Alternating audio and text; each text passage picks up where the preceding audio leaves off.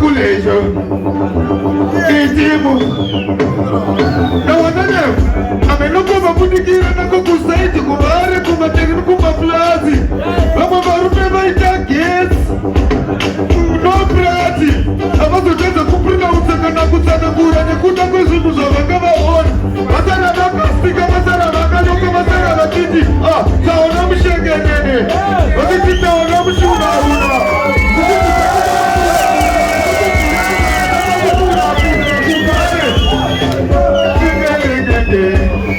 achivakulecho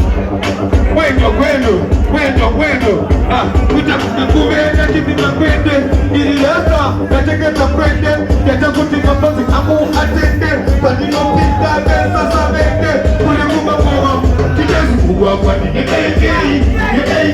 peshinibani kovasinyavese vari kuru kwada takudikira vane kubare ticheketotovaisa pamushi kugoaaa uprashamsi kwendi murodegenoi tosaka ava vatu zaini tatokatakatatauke military arm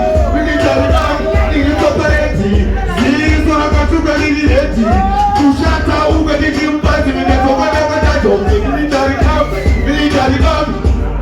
Van selector, SC children selector.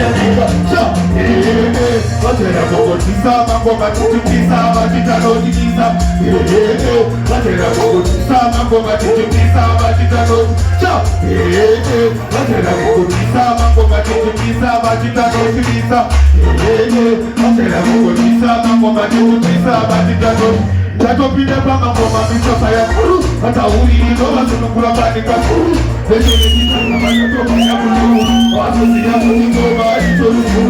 Tatopinda pama ngoma neto mojetewe Kurimunga ngoma kare kazilewe Tamu tozo siwa kusika udowe Ngoma kuchemugia mkatido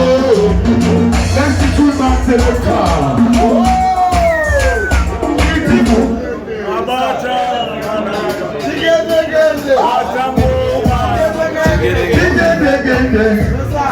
Shimakulecho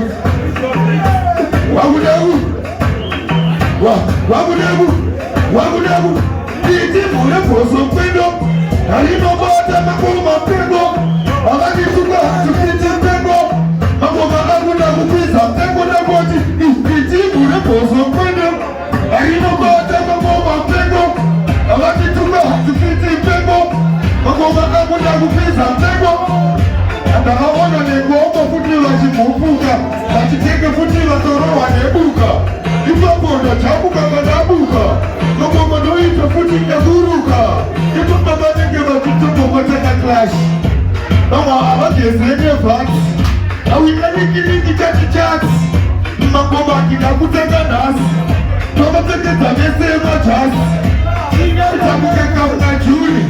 Magomba kajuli ndene wili Kufumela kogini Asiya kakadara fikira chitezo Akungomba futila negane nozero Lauza kuti kunoku kubunyuti Mangoma mafonti yesi aniliti Kuti vesi mataka kuti anijiti Vaninoshika vesika kuti nibariki Hadibariki Ini nibariki yenge ini ndavati Hadibariki Kunyamuza wama titika amanipeke Usiyema kuti vesema aniseke Muzwe harika nipete Kuti mataka mama anikete Wanzika kuti nganicho chikende Endeke Engedekende Mabita kumekuya na chifu makwende Tiri rasta na cheke makwende Kaita kuti mafazi aku ateki Siyepo Mafutu shiyengwe Ezitengwe Ako maarifu Ono aku makutu na mari